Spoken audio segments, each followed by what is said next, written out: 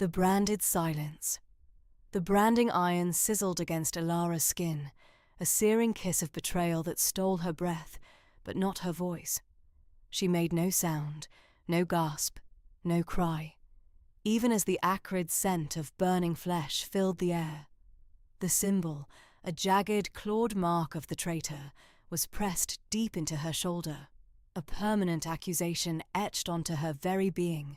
Guards, their faces grim and unfeeling, dragged her from the echoing hall, past the hushed, staring courtiers, and down into the unforgiving maw of the castle's dungeon. Each step was a brutal reminder of the chains that bound her wrists, the cold metal biting into her skin. The dungeon cell was a tomb of rough-hewn stone and perpetual damp. The air hung thick with the smell of mold and despair, a fitting welcome for one condemned. A single, knee-high slit in the wall offered a grudging sliver of moonlight, painting a silver stripe across the grimy floor. Ilara sank onto the straw-strewn ground, the chill seeping into her bones. She touched the raw, throbbing brand, a ghost of a shiver running through her. Yet her composure remained unbroken. No tears welled, no defiant curse escaped her lips. She simply sat, her gaze fixed on the dancing dust motes in the moonlight, a silent sentinel in her own personal hell. Night after night, King Theron watched her. From a hidden grate in the wall of his private chambers, a concealed spy hole that offered a direct, unobstructed view into her cell, he observed. The first night, he had expected the histrionics, the frantic pleas, the heartbroken sobs that usually accompanied such a sentence. He had seen it countless times, but Ilara offered none of it. She sat, a still figure, radiating an unnerving tranquility. Her eyes, even in the dim light, seemed to hold a quiet depth, not of fear, but of a profound, almost weary acceptance. Theron, cloaked in the shadows of his own room, a goblet of untouched wine beside him, found himself increasingly intrigued. His wolf instincts, usually a reliable compass, twitched with an unfamiliar disquiet. His court had presented irrefutable evidence, a meticulously crafted tapestry of deceit and treachery woven around her name. Her supposed confession, though silent and delivered under duress, had sealed her fate. Yet, the woman before him now, branded and awaiting death, exhibited a poise that contradicted every accusation. He watched as she traced patterns on the damp stone with a finger, a methodical, the almost meditative gesture. She picked at a loose thread on her simple tunic, her brow furrowed in concentration, as if this small task held the utmost importance. There was no outward sign of remorse, no frantic searching for escape, no desperate prayers. Just a quiet, unwavering presence. It was unsettling. It was wrong. The second night, Theron found himself drawn to the grate again. He had intended to review state documents, to prepare for the morning's council. Instead, his gaze gravitated to the small, unyielding figure in the cell. He saw her eyes, catching the faint glint of the moon, and noticed their sharp, intelligent quality. She was observing, he realized, not just enduring. She absorbed the subtle shifts in the dungeon's ambient sounds, the distant drip of water, the scuttling of unseen creatures, the muffled footsteps of the patrolling guards. A flicker of doubt, cold and sharp, began to pierce through Theron's carefully constructed certainty. The king prided himself on his ability to read people, to discern truth from falsehood. He had faced countless schemers, liars, and manipulators. But Ilara presented a riddle he couldn't solve with his usual methods. Her silence wasn't the silence of guilt, not the sullen withdrawal of one caught red-handed. It was a different kind of silence, a branded silence, yes, but one that spoke volumes of an inner fortitude, an unshakable core. His unease deepened. He recalled the accusations, the stolen funds, the leaked battle plans, the clandestine meetings with enemy envoys. All of it seemed so antithetical to the quiet dignity she now displayed.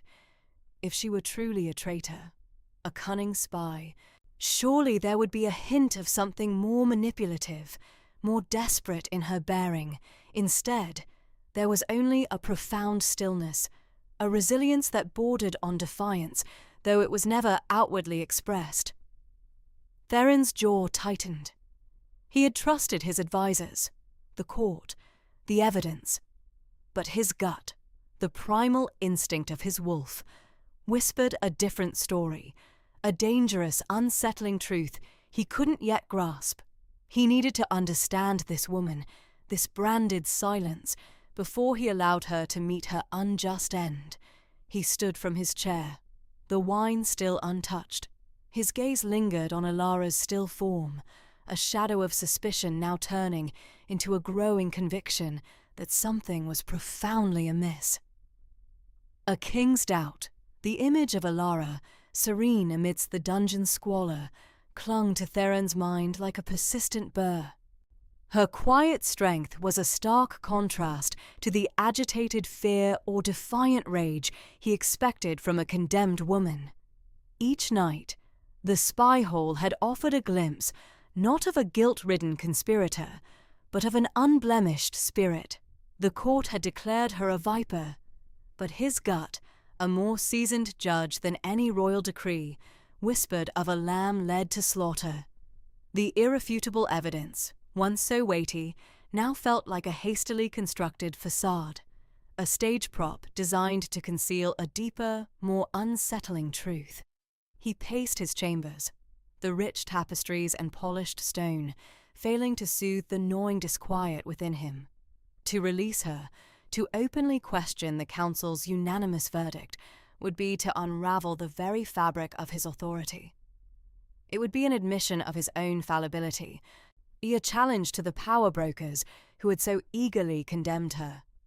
Yet, to leave her to rot, knowing the unsettling possibility of her innocence, felt like a betrayal of the justice he swore to uphold. A king's burden, he reflected bitterly, was often a choice between two equally perilous paths. A new idea, born from desperation and a king's quiet defiance, began to form. It was a gamble, a delicate tightrope walk between maintaining appearances and pursuing a truth that might shatter his carefully constructed world. He would remove her from the dungeon, not as a free woman, but as a ghost. The following dawn, shrouded in the pre-dawn hush, Theron summoned two of his most trusted, albeit silent, guards.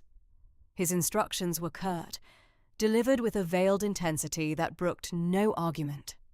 Alara was to be moved. No records were to be kept. No tongues were to wag. She would vanish from the dungeon's rolls, a forgotten name. Alara was roused from a shallow sleep, the familiar damp chill of the cell replaced by a sudden, jarring change in atmosphere. The guards, faceless behind their helmets, offered no explanation, their movements efficient and devoid of emotion. Her hands, still bearing the faint marks of her previous bindings, were secured, not tightly, but firmly enough to convey the gravity of her situation. She offered no resistance, no plea, her eyes, dark and fathomless, absorbing every detail of her silent transfer. They led her through a labyrinth of forgotten passages, the castle's ancient stones echoing with their soft footsteps. The air grew warmer, the scent of mildew replaced by old wood and candle wax. Finally, they stopped before an unassuming door, tucked away in a remote wing of the castle. Inside, a small, sparsely furnished room awaited, a single window offering a sliver of the awakening sky. It was a vast improvement from the dungeon, yet the bars on the window and the silent guards flanking the door were a stark reminder of her continued captivity. Hours later, as the castle fully awoke, Theron himself appeared, his presence filling the small room. Ilara, seated on the edge of the rough cot, watched him with an unreadable expression. He expected anger, perhaps a flicker of hope, but her face remained a mask of quiet contemplation. "You are no longer in the dungeon," Theron began, his voice low, almost conversational, a stark contrast to the formal pronouncements of the court. "The public believes you are awaiting your fate. Here, you will be a quiet helper. You will assist the scullery maids, mend linens, whatever is asked of you.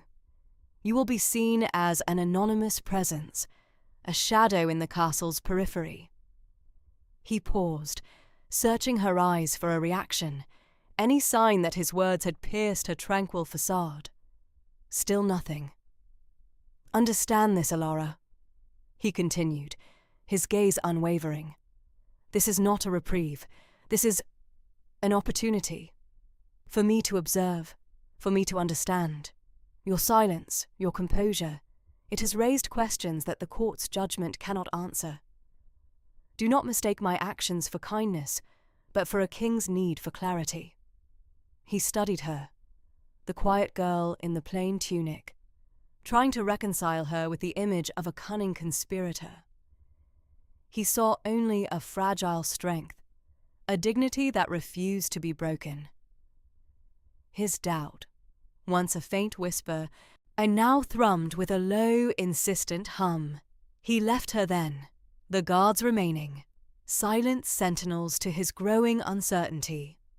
Ilara, alone once more, looked out the barred window, the world outside a vibrant canvas of green and gold, a stark contrast to the intricate web of deception that held her captive within. Whispers and wilting roses.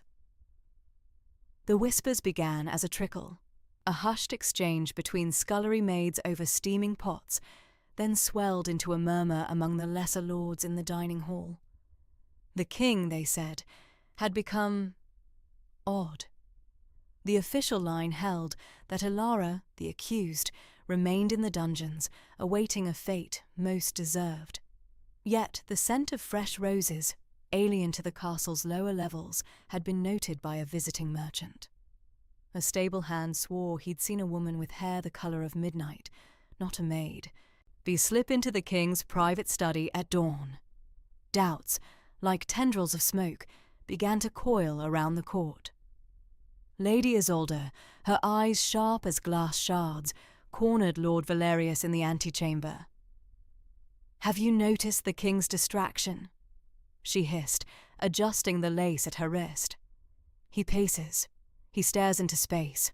It's not like him, not since her." Valerius, a man of cautious temperament, merely grunted. "The trial was taxing, my lady. Justice, even when swift, weighs heavily on a ruler." But his gaze flickered towards the closed door of the king's study, a place now rumoured to house a new, silent shadow. Within that study, bathed in the muted light, filtering through the tall, arched windows, Ilara moved with a quiet grace that belied her recent ordeal. Her hands, once roughened by a simpler life, now delicately tended to the king's collection of potted plants. She saw the dust motes dance in the sunlight, the slight tremor in a leaf, the subtle shift in the soil's moisture. It was a world of miniature lives, demanding patience and a gentle touch, a stark contrast to the harsh stone and cold iron of her memory. King Theron watched her from a hidden spy hole, his usual commanding posture slackened by a growing unease.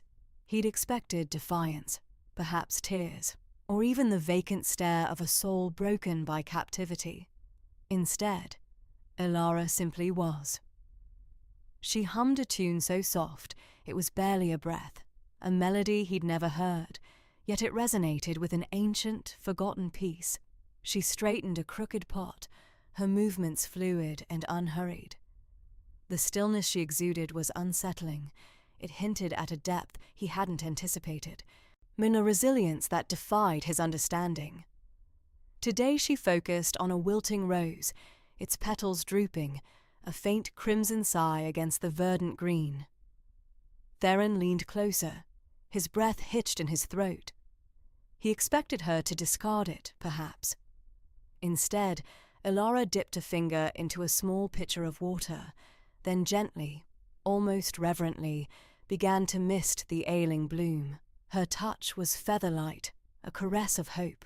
She spoke to it in a voice barely audible, a murmur of encouragement, as if the rose could understand the silent plea in her eyes.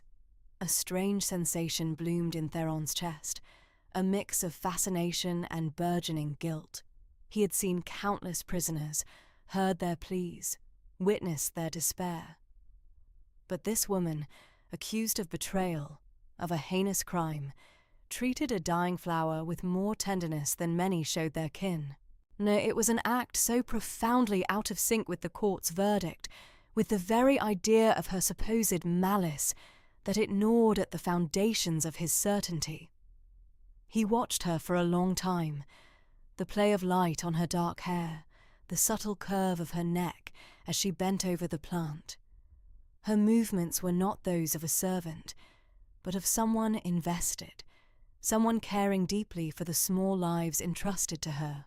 The rose, under her ministrations, seemed to perk up, its colour deepening just a shade, a silent testament to her touch.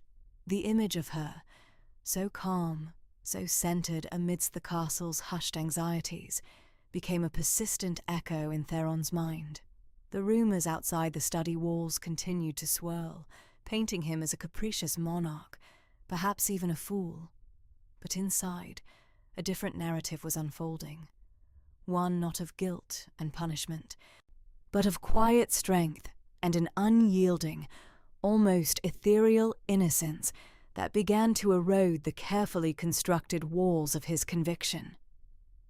The silence of the study, broken only by Elara's soft hum and the rustle of leaves, became a sanctuary of doubt, a place where the king found himself questioning not just her, but the very nature of justice itself. Simple truths and sweet lies. The scent of damp earth and something sweet, faintly floral, now clung to the air of his private study. Theron found himself drawn to it, a strange comfort in the usually sterile chamber. He still watched Elara, often from the spy hole, but increasingly he found reasons to be present, feigning work at his desk, while his gaze drifted to her. Her movements were always economical, her touch gentle. As she pruned a struggling fern or misted the leaves of a thriving orchid. "Where did you learn such things?" he asked one afternoon, his voice cutting through the quiet hum of the room. He didn't look up from the scroll he pretended to read, but his ears strained for her response. Elara paused, her hand still cradling a small terracotta pot. "My grandmother," she replied, her voice soft, almost a whisper, yet clear. "She had a small garden, taught me about the earth, about patience." "Patience," Theron repeated, a dry note in his tone, a useful trait, given your current predicament. She didn't react, merely continued her task, her focus unbroken. "It is," she said simply. "Everything has its season." Days bled into weeks, Theron driven by a gnawing unease that had replaced his initial conviction. He began to pepper her with questions. He probed her past, her life in the village, the events leading up to her accusation. Each time, her answers were direct, unembellished, and consistent. She spoke of her grandmother's cottage, the few friends she had, the small market stall where she sold woven baskets. Her narrative never wavered, never contradicted itself. There was a simple truth in her voice that Theron found increasingly difficult to dismiss as a clever fabrication. "And the king's seal?" he asked one evening, abandoning all pretense of work. He leaned forward, elbows on his desk, his gaze fixed on her. "How did it come to be in your possession?" Elara finally met his eyes, her expression unreadable. "It was planted. she said, her voice devoid of emotion. "I swear it, Your Majesty, I never touched it." A cold certainty, unbidden and unwelcome, began to settle in Theron's gut. He remembered the court's swift judgment, the eager condemnation. Had they been too quick? Had he been? It was during one of these quiet interrogations that Lady Seraphina made her entrance. She swept into the study, a vision of silk and jewels, her smile as sweet and cloying as the jasmine perfume she wore. "My dearest Theron," she cooed, gliding towards him, her hand reaching for his arm. "I missed you so." Theron offered a perfunctory smile, his attention still lingering on Elara, who had instinctively retreated further into the shadows near the potted ferns. Seraphina, though her smile remained fixed, cast a swift, almost imperceptible glance towards Elara. It was a look of pure ice, a stark contrast to the honeyed words she now whispered into Theron's ear. "Men, is she still here?" Seraphina murmured, her voice laced with mock concern. "Such a distraction. Surely the dungeons are her proper place." Theron stiffened. "She is serving a purpose," he stated, his tone brooking no argument. He watched Elara, who seemed to shrink under Seraphina's gaze, her hands now clasped tightly in front of her. Yet, even in her apparent fear, there was a stillness, a resilience that Seraphina's saccharine sweetness lacked. Seraphina laughed, a tinkling sound that grated on Theron's nerves. "Of course, my love. Whatever pleases you."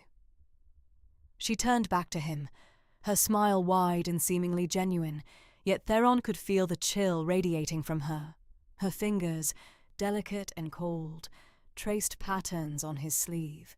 "Perhaps we should discuss the upcoming feast. The court is abuzz with anticipation." He nodded, distracted, his gaze drifting once more to Elara. She had resumed tending to a small, struggling violet, her fingers carefully coaxing a new bud. Her presence, a quiet anchor in the increasingly turbulent currents of his court, was both a comfort and a profound irritation. Seraphina's sweet lies, designed to lull him into complacency, felt like silken chains. Elara's simple truths, however unsettling, felt like a growing liberation. The contrast was stark, and Theron, for the first time in a long time, felt a tremor of something akin to fear.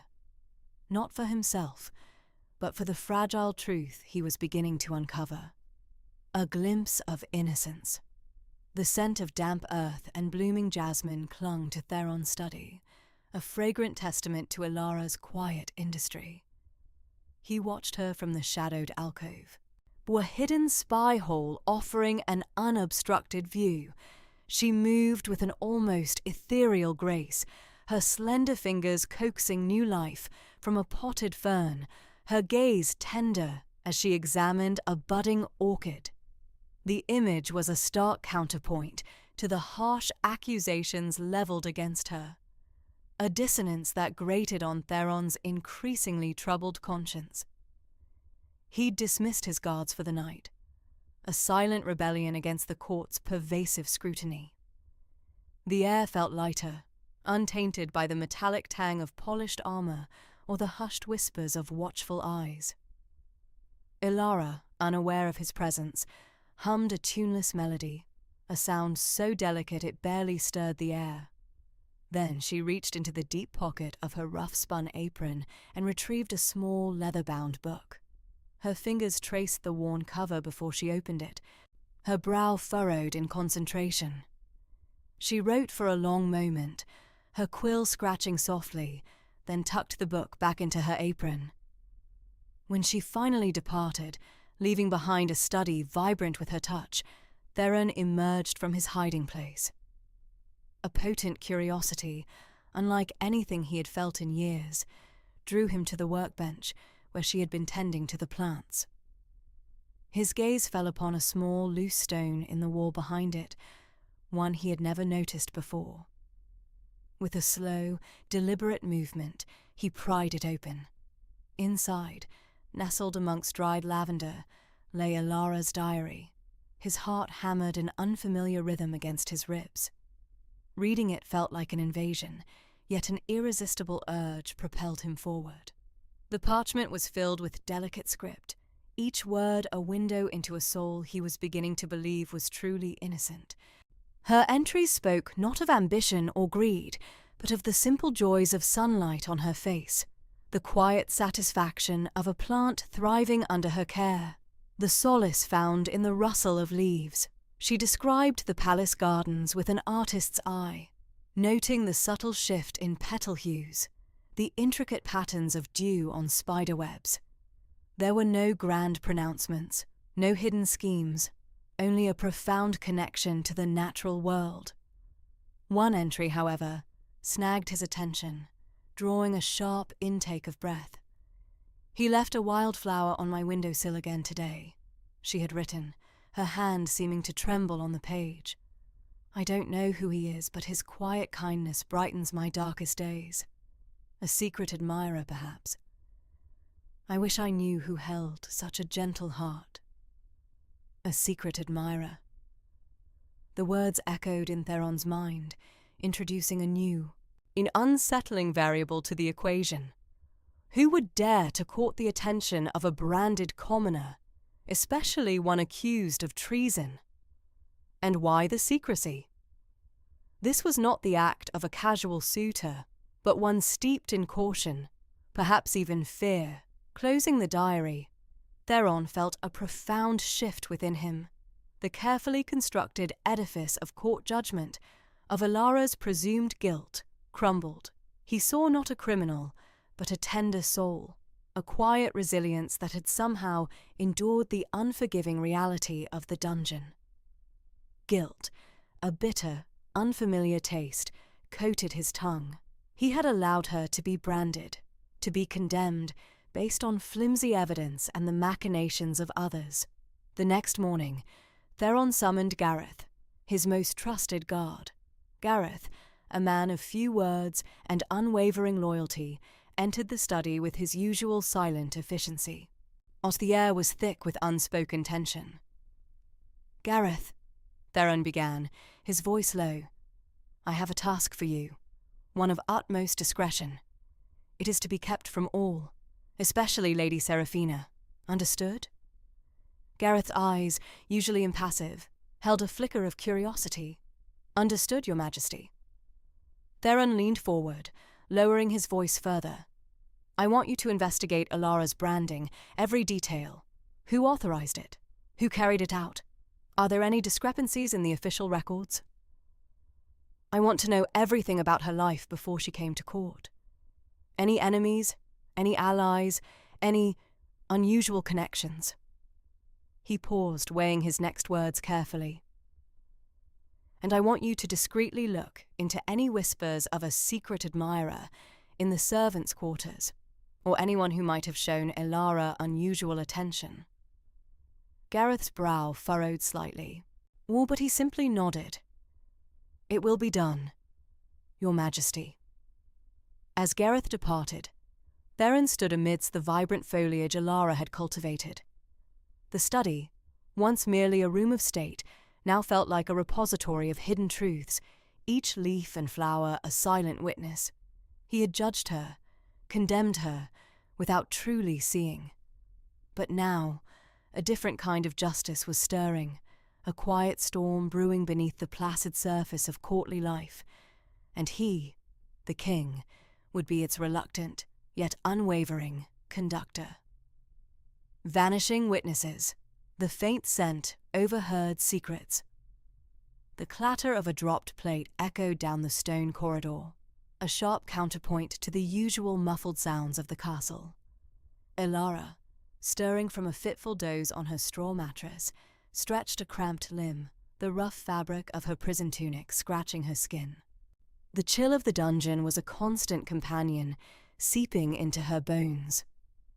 Footsteps, lighter than a guard's heavy tread, approached, followed by hushed voices.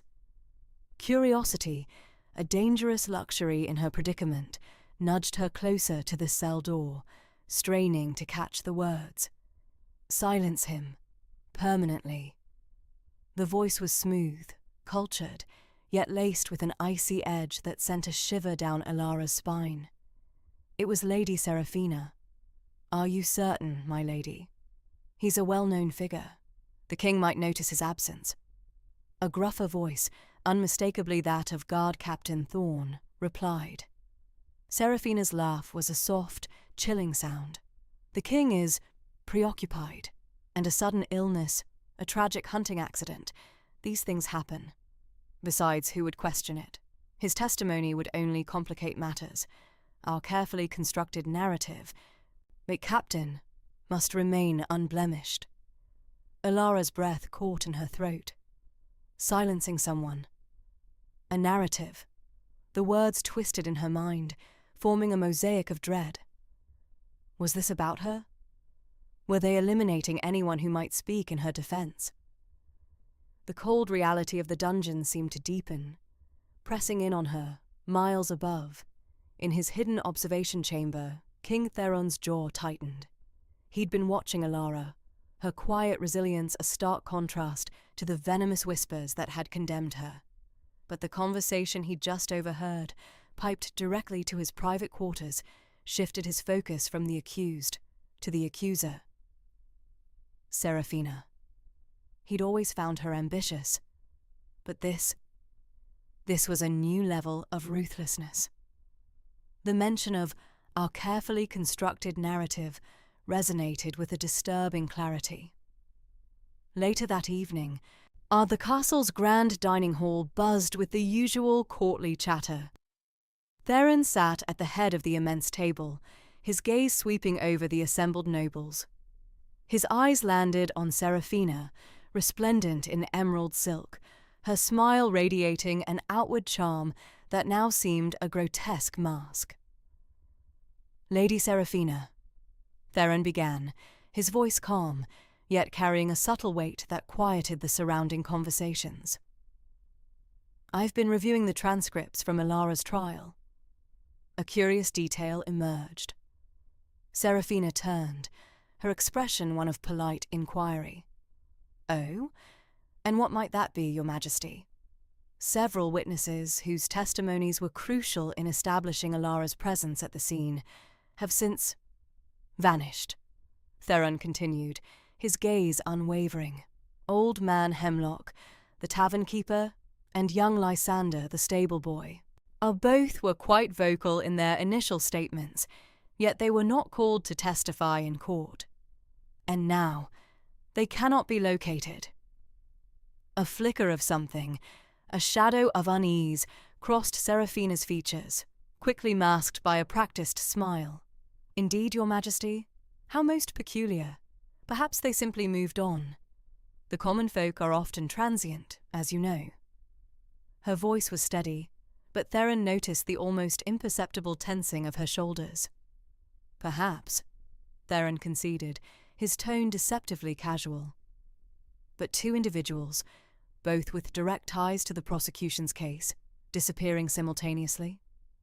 It suggests a coordinated effort, a desire to prevent certain information from reaching the court. He leaned forward slightly, his eyes boring into hers. Or perhaps to prevent them from reaching the court. The air in the vast hall seemed to thicken. Courtiers exchanged nervous glances. Seraphina's smile faltered, her lips pressing together in a thin line. For a fleeting moment, the polished facade cracked, revealing a sliver of the cold calculation Theron had heard in her voice earlier. Her fingers, adorned with glittering rings, clenched almost imperceptibly around the stem of her wineglass. "Your Majesty is surely not suggesting—" she began, her voice a little higher than before.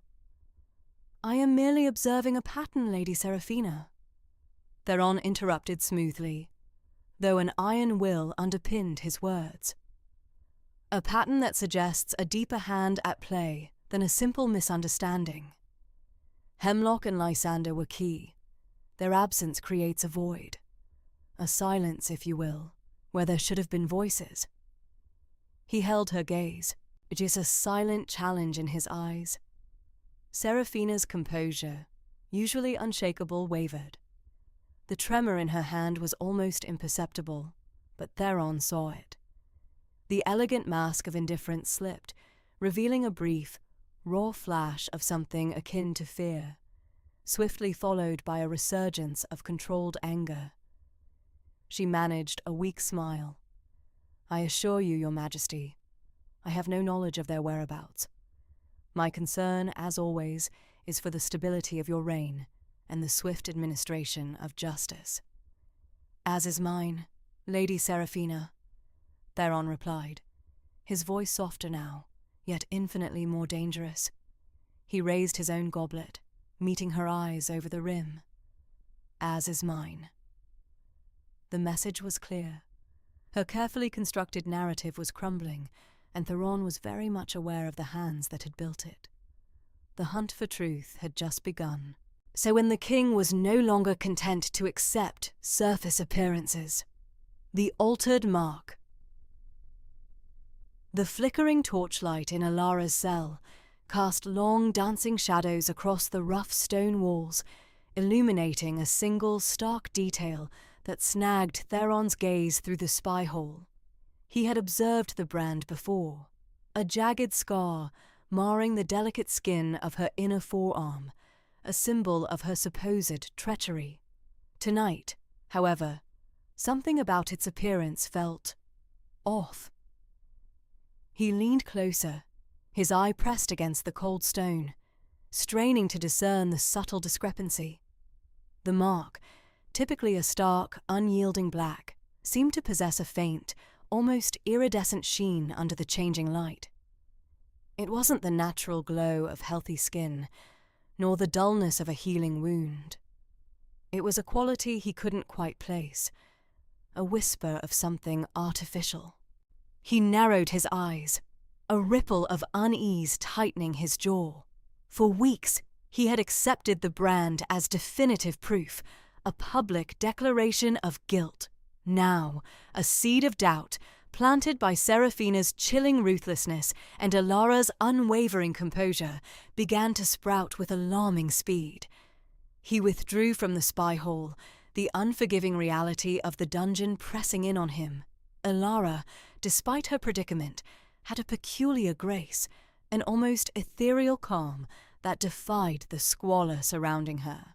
He had seen her sketching wildflowers on scraps of parchment, her brow furrowed in concentration, utterly absorbed. He had witnessed her share her meagre rations with a mouse that dared to scurry past her cell door, a gentle smile gracing her lips. These were not the actions of a conspirator, a traitor. These were the quiet gestures of a soul connected to the natural world, untainted by the venom of courtly intrigue, and yet the brand. Later that night, Theron summoned Gareth, his most trusted investigator, to the private study. "The brand on Alara's arm," Theron began, his voice low. "Examine it, closely. I believe there's something amiss." Gareth, a man of quiet diligence and keen observation, returned hours later, his face a mask of controlled astonishment. "My king," he began, his voice hushed. "You were right. The mark, it has been altered." Theron felt a cold knot tighten in his stomach. "Altered? How?" "It's a specialized ink, Your Majesty," Gareth explained, holding up a small, dark vial, a rare alchemical compound. It allowed for the original symbol to be subtly overwritten, reshaped.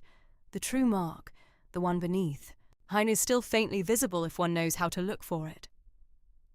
Theron felt a surge of adrenaline. And what was the original mark? Gareth hesitated, his gaze meeting Theron's with a profound gravity. "It was not the symbol of the commoners' rebellion, Your Majesty." "Not precisely. The original mark, it was a variation, a specific design associated with a particular lineage." He paused, then delivered the final, devastating blow.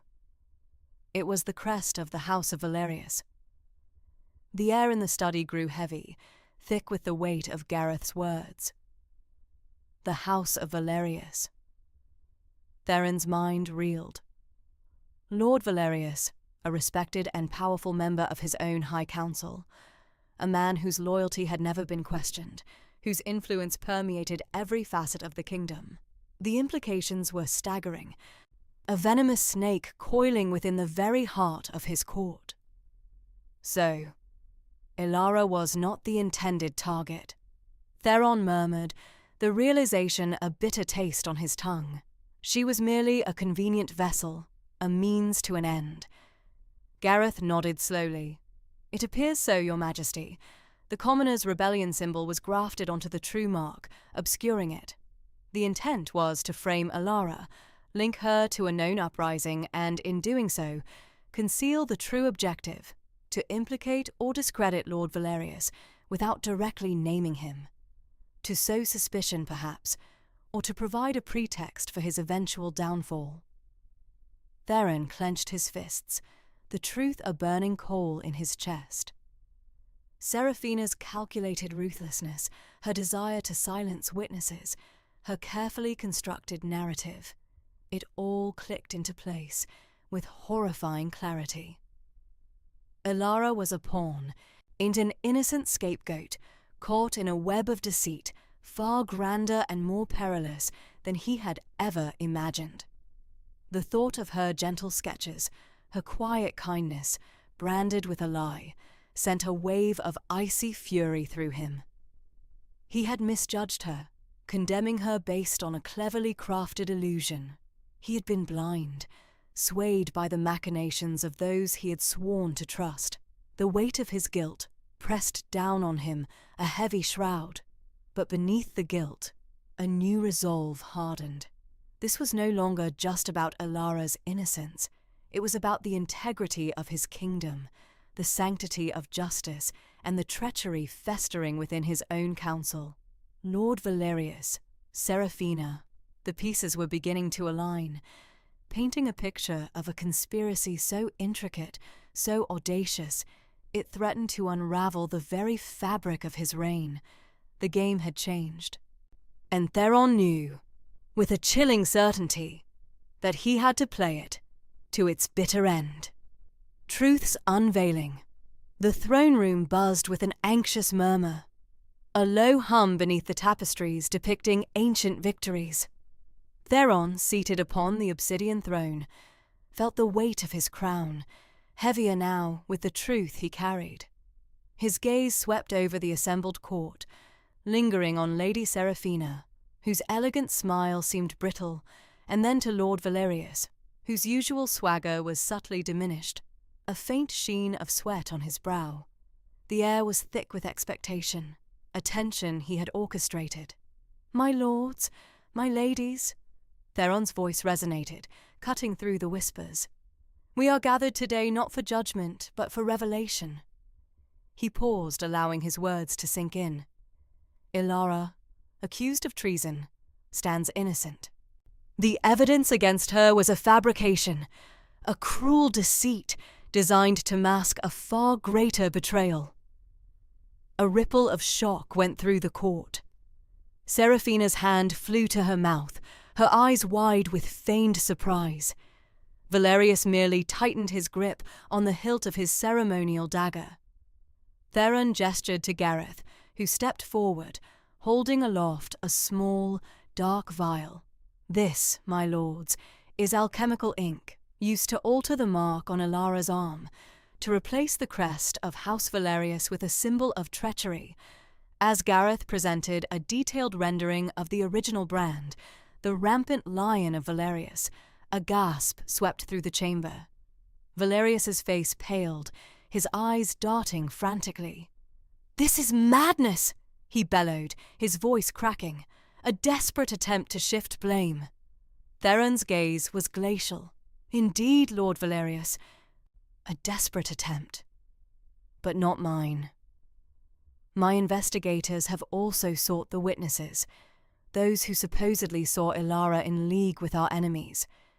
They have all vanished, every single one. Their sudden disappearance, coupled with this deception, paints a damning picture.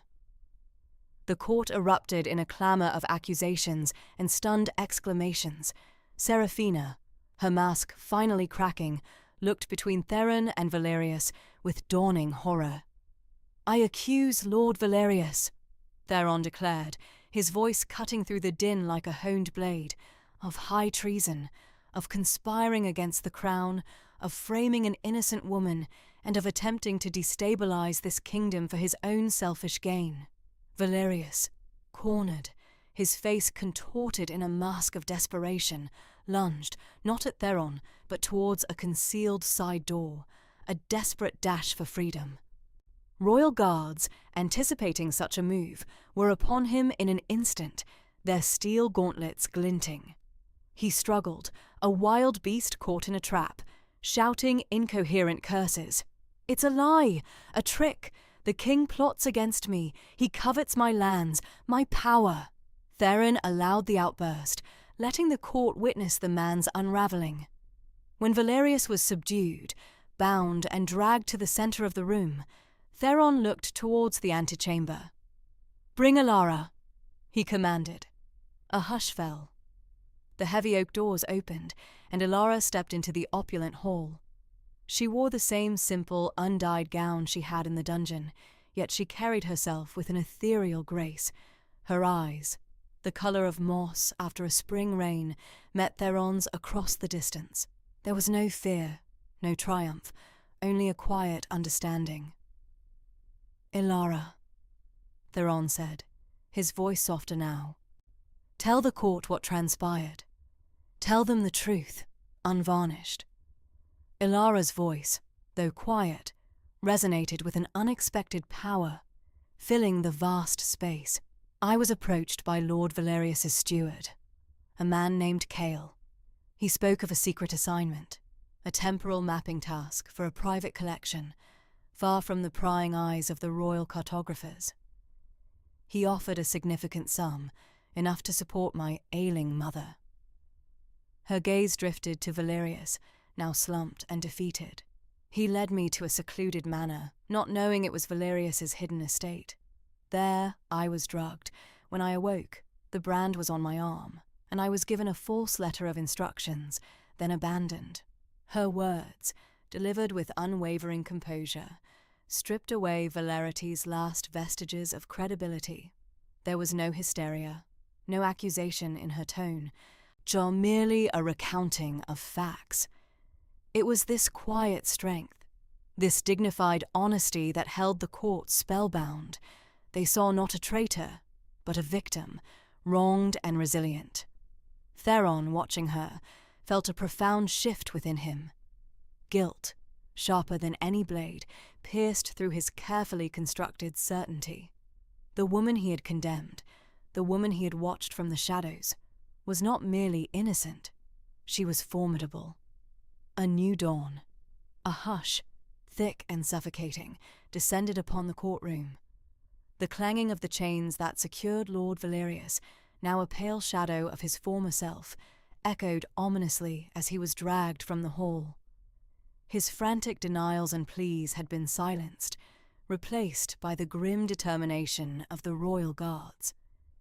Lady Seraphina, her face a mask of shattered pride, stood frozen, her eyes wide with a terror that mirrored the court's dawning realization. The carefully constructed facade of loyalty and virtue she had cultivated for years crumbled around her.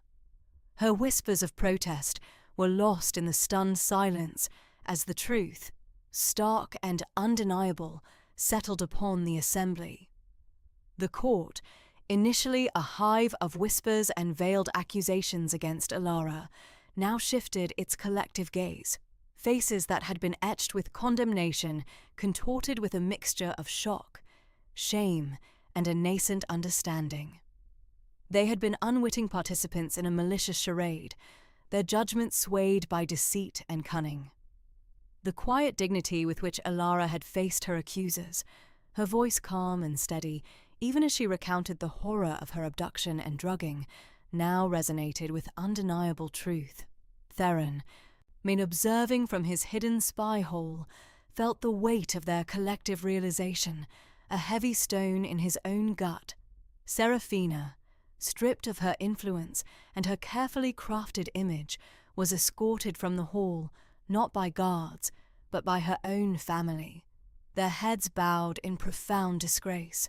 The air, once thick with suspicion, now thrummed with a nervous energy, a collective sigh of relief intermingled with the bitter taste of regret. The court had been misled, their trust betrayed, and the enormity of that deception hung heavy in the air. Theron remained hidden, his gaze fixed on Elara. She stood, not triumphant, but with a quiet resilience that both humbled and astonished him. The brand on her shoulder, once a searing symbol of his misplaced judgment, now seemed a grotesque scar upon his own conscience. He had seen her as a conspirator, as a betrayer. Yet she had endured with an unwavering spirit that transcended mere innocence. She possessed a quiet strength he hadn't fully recognized, a resolve forged in the crucible of injustice. He recalled his initial certainty, the cold conviction that had led him to condemn her. Now, that certainty felt like a fragile glass, shattered by the sharp edges of truth.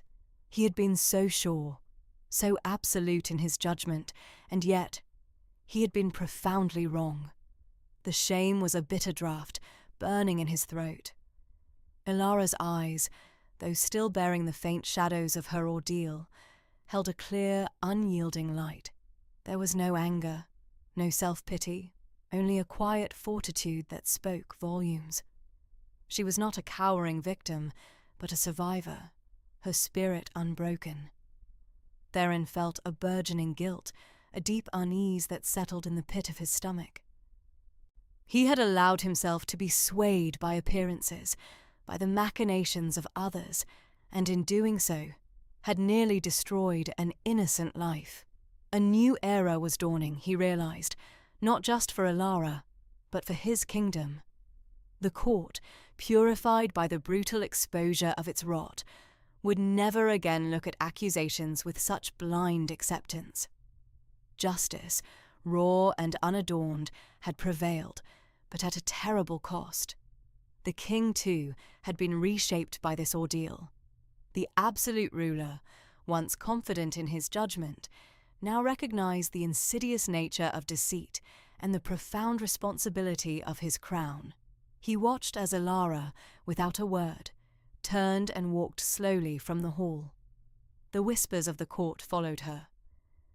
But they were no longer whispers of condemnation, but of awe and burgeoning respect. Theron knew, with a sudden, profound clarity, that he had misjudged her in every conceivable way. She was not just innocent, she was formidable. And in her quiet strength, he saw the promise of a reign defined not by swift, harsh judgment, but by diligent truth and unwavering justice. The old order, tainted by deceit, had fallen. A new dawn had broken, and with it, a king reborn, ready to lead his people into an era where truth, no matter how inconvenient, would always find its way to light.